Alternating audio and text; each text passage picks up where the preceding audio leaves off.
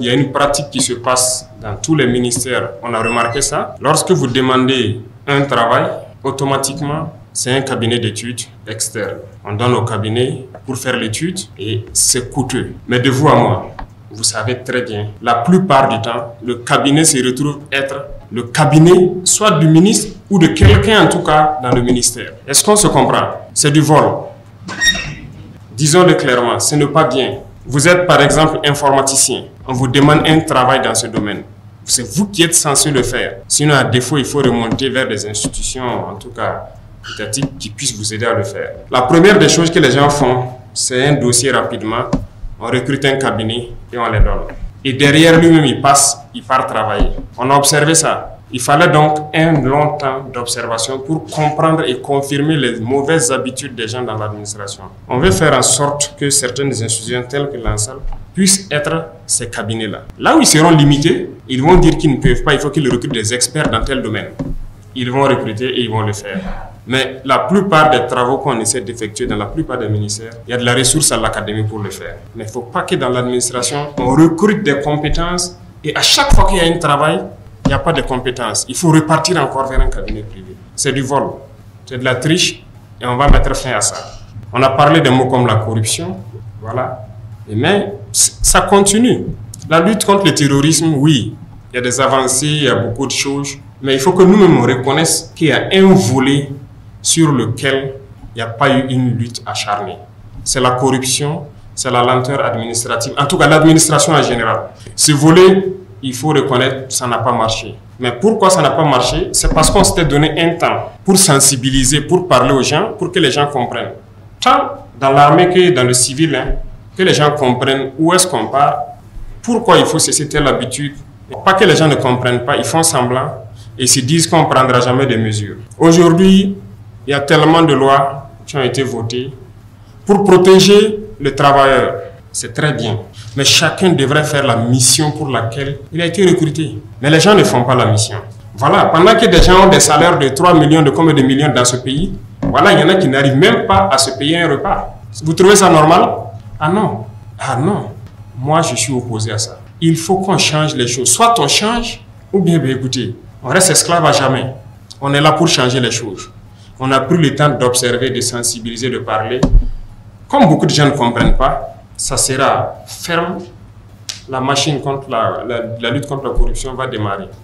Eh bien, ça démarre.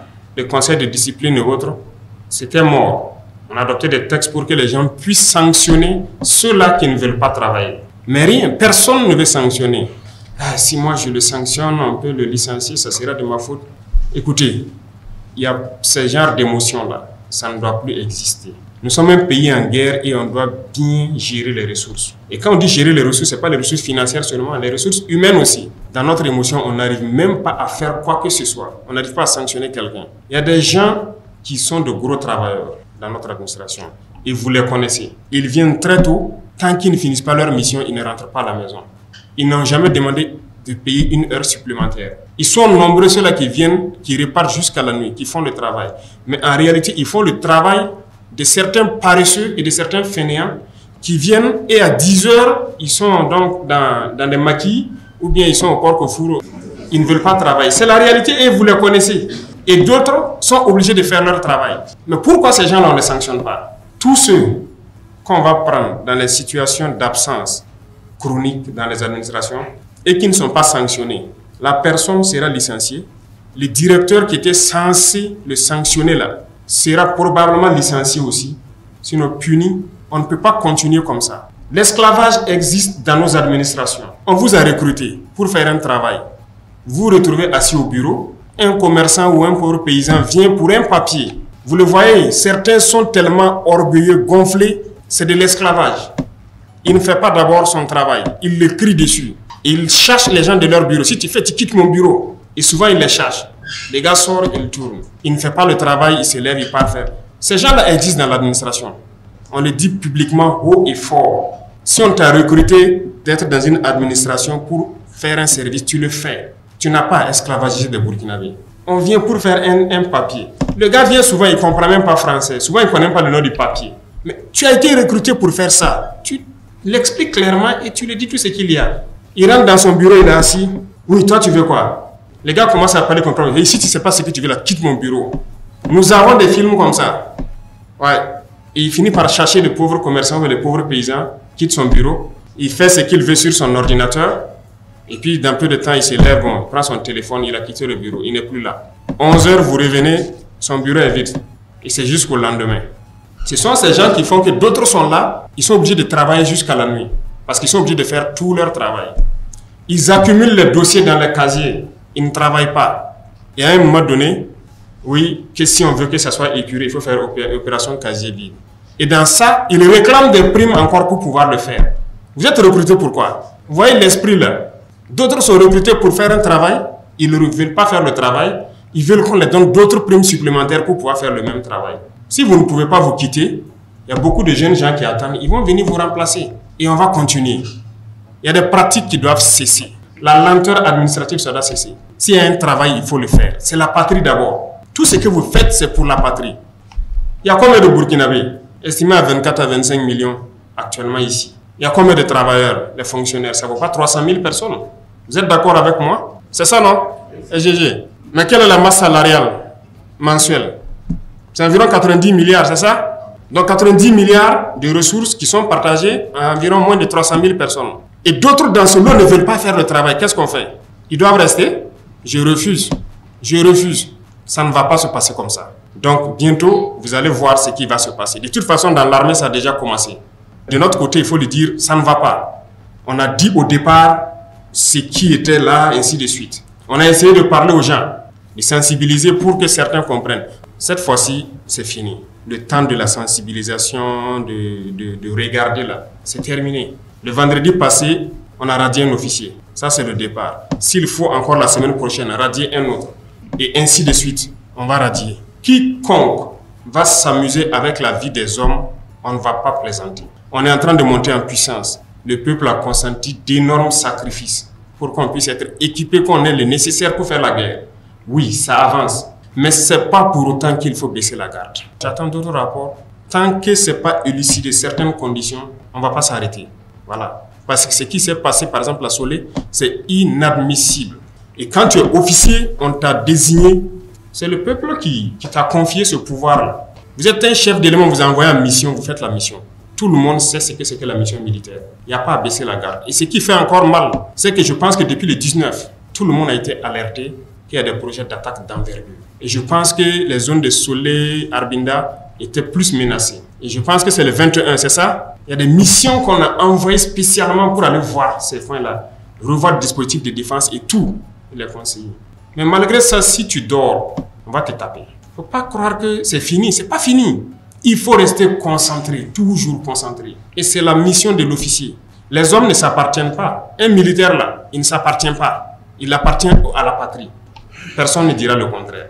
Et si on prend quelqu'un, tu es un chef d'élément, on te confie des hommes, c'est toi ta responsabilité de tout faire pour qu'ils soient en vie.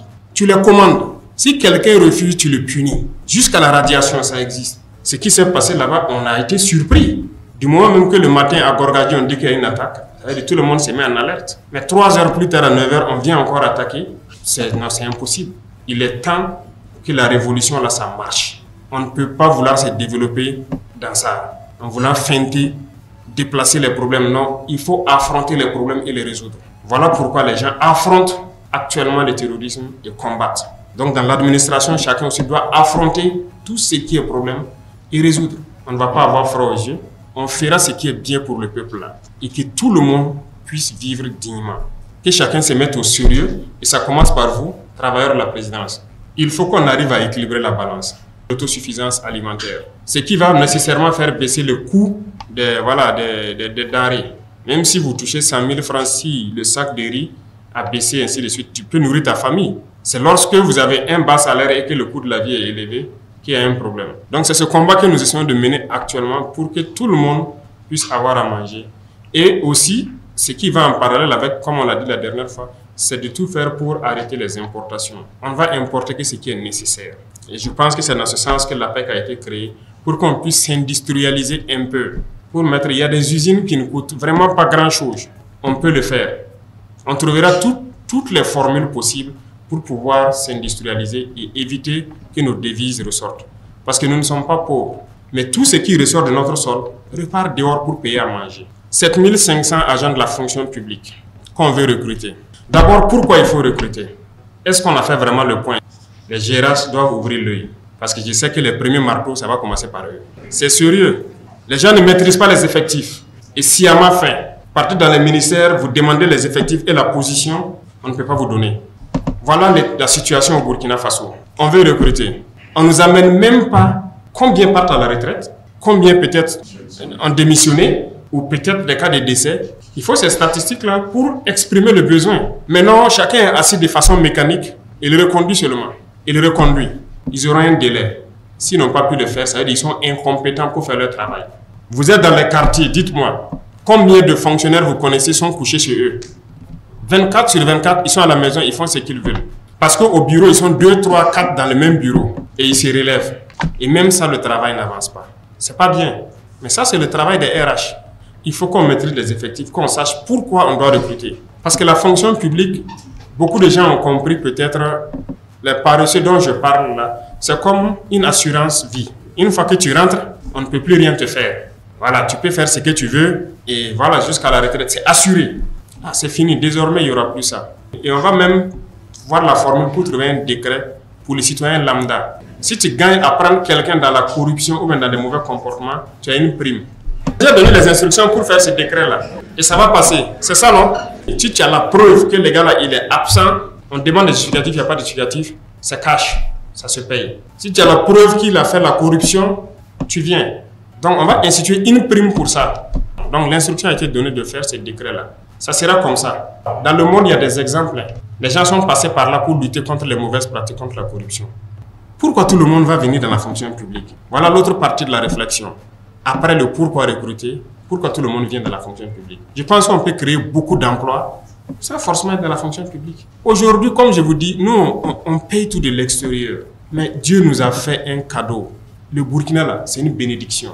Il y a tout ici. Tout marche. Mais il y a d'autres secteurs. Il faut qu'on oriente les jeunes vers ces secteurs-là. Pour recruter les 7500 agents, rien que pour le concours, on dépense plus de 4 milliards. Ça, c'est pour faire le concours. Hein. Et ces 7500 agents, la masse salariale annuelle, c'est 22 milliards et quelques. Est-ce qu'avec ça, 22 milliards et 4 milliards dans l'année, là, vous pensez qu'on ne peut pas recruter, créer de l'emploi pour plus de 20 000 personnes? Les emplois pérennes. Il faut qu'on arrive à rationaliser nos finances là. Ça ne peut pas se passer comme ça. On va subventionner beaucoup de cultures. On va organiser les filières là et les aider comme on peut. Parce que nous avons de braves paysans au Burkina. On n'a pas de paresseux, hein. On a de gros travailleurs au Burkina. Mais on a de braves paysans. Il les suffisait d'un peu d'aide. On était parti sur 11 000 hectares. On en est à 15 000 hectares. C'est un échantillon. La plupart des bas-fonds où les gens sont partis, on me renvoie les films que je suis quand ils interactent avec les paysans. Vous allez les trouver, ils ont des bassins de 50 hectares. Mais du fait de la pauvreté, ils ne peuvent que cultiver 1 ou 2 hectares. Qu'est-ce qu'on a fait?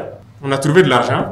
On laboure tout, les 50 hectares, gratuitement. On vous donne les intrants et on vous donne les semences améliorées que nos chercheurs ont produit. C'est des chercheurs burkinabés, toutes les semences qui ont été données, c'est eux qui ont produit. Une fois que les paysans ont eu ça, mais ils ont fait un travail incroyable. Les résultats sont largement au-delà de ce que vous attendiez. Que ce soit les riz ou le maïs que moi, en tout cas, je mange, c'est ce que j'ai cultivé. Ça vient de la terre du Burkina et je ne vais plus manger de riz importé. Ça, c'est fini. Les paysans sont dépassés. Ils disent qu'ils n'ont jamais vu ça parce qu'actuellement, ils vont manger à leur faim, tous ceux qui ont pu bénéficier de ce programme. Ils pourront payer l'école de leurs enfants. En tout cas, ils ne vont plus tendre la main aux autres. Parce qu'au Burkina, le système, c'est quoi? Quand quelqu'un est fonctionnaire dans une famille, c'est lui qui gère toute la famille. Mais pour qu'on n'inverse pas le système, que le salaire de fonctionnaire soit pour lui, il faut que les villageois aient à manger. S'il n'a pas à manger, il va venir vers vous. Mais souvent, on est là, c'est ça qu'on met comme argument. Ah non, derrière un fonctionnaire, c'est plusieurs personnes qui sont là. Hein. Nous, on veut casser avec cette routine. Il n'y a plus personne derrière lui, c'est sa famille. Il faut qu'on trouve du travail aux paysans aussi. Donc, actuellement, la tendance, c'est de tout faire pour que les paysans soient indépendants financièrement.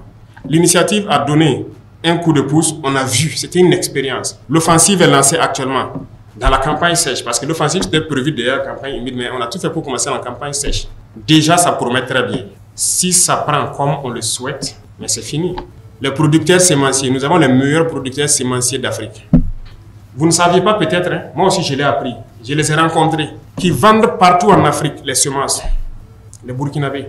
Beaucoup de gens ne les connaissent pas. Ils produisent ici et ils vendent un peu partout en Afrique. C'est eux qui ont produit les semences qui sont en train d'être utilisées actuellement. Ça veut dire qu'on a du potentiel. Il y en a, il faut les valoriser, c'est tout. Il faut donner à travailler à la jeunesse. Et je ne pense pas que c'est dans la fonction publique forcément. Et à nous de pouvoir créer les emplois nécessaires pour que les jeunes puissent s'épanouir. Tout le monde est là, c'est juste la fonction publique. Non, il faut qu'on change la donne. Il y a beaucoup de secteurs d'activité.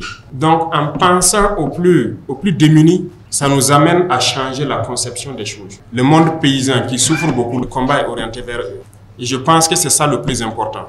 Et chacun d'entre vous, quand vous êtes dans votre bureau, il faut toujours penser à ces pauvres paysans-là. Il faut qu'ils arrivent à vivre dignement pour que vous n'ayez pas chaque fois, à chaque fin du mois, pensé à envoyer quelque chose là-bas. C'est eux-mêmes qui vont vous envoyer des poulets et des vivres pour vous soutenir.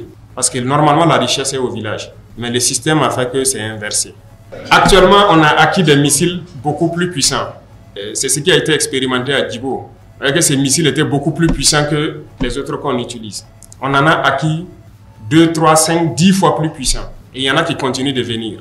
On dit qu'on commence le développement de la guerre parce qu'en réalité, l'équipement terrestre, là, c'est maintenant que ça vient. C'est au cours de l'année, là, beaucoup d'équipements vont venir pour la protection et pour la manœuvre. Donc la puissance de feu va s'accroître considérablement au cours de l'année.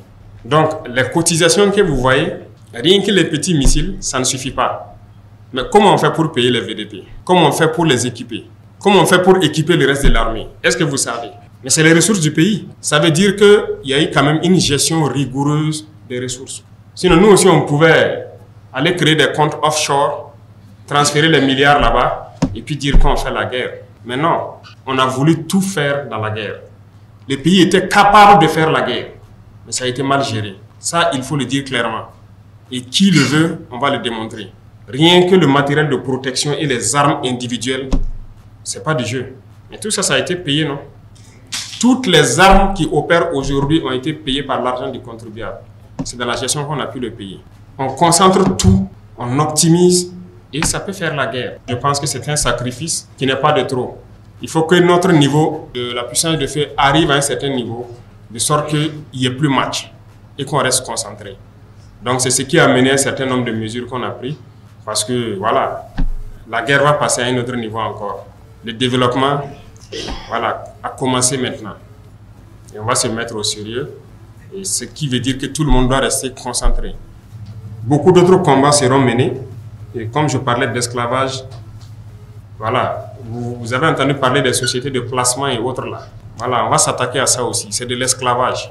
C'est de l'esclavage. Vous créez votre société, l'entreprise est là, il veut recruter, oui. Il peut faire appel à une société de recrutement, il recrute le personnel pour lui, selon des critères bien fixés. Mais qu'est-ce qui se passe?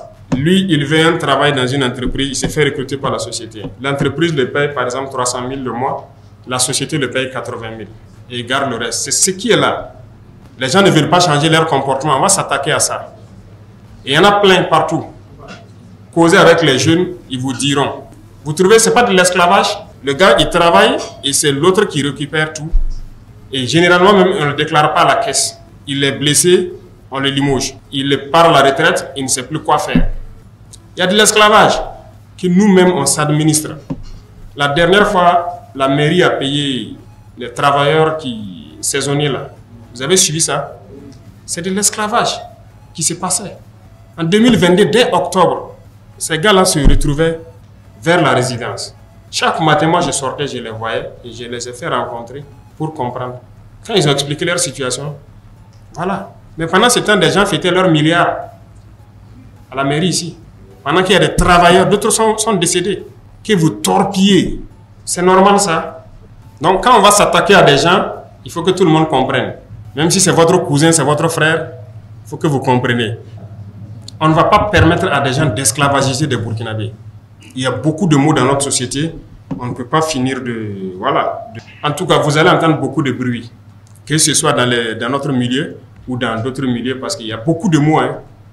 Voilà, il y a beaucoup de mots et on va s'attaquer à ça. Chez nous, par exemple, il y a des FDS qui sont payés par les contribuables mais des chefs les prennent. Ça veut dire, lui, il est riche, il veut une sécurité. Au lieu d'aller prendre la sécurité privée, le chef prend ses éléments, il met en location. Et lui, il prend l'argent. L'argent ne part pas au trésor. Il y en a plein. Et on va s'attaquer à ça. Donc, vous allez entendre du bruit. On profite de le dire ici. On va s'attaquer à ça. Ce n'est pas normal que les contribuables payent et que des gens prennent, ils louent et ils prennent l'argent. Ces gens-là doivent aller combattre. Ils ne doivent pas rester ici en ville. Si quelqu'un veut sa sécurité, il y a sécurité privée. Ou si on doit le mettre à la sécurité de quelqu'un, l'argent part au trésor. Parce que c'est ça qui doit servir à payer. Donc, ce qui veut dire qu'on va toucher à la soupe de certains. Ils vont commencer les manipulations de tout genre. Celui qui est malin, qu'il s'en écarte. Celui qui n'est pas malin, il rentre dedans. On va fouetter avec tout le monde. Parce que la patrie ou la mort, là, ce n'est pas un slogan. Ça a tout son sens. Et c'est maintenant que le sens réel de ce slogan-là, vous allez comprendre. C'est la patrie ou la mort. Soit on gagne pour la patrie, ou bien on meurt. Mais nous allons vaincre. C'est ça le plus important.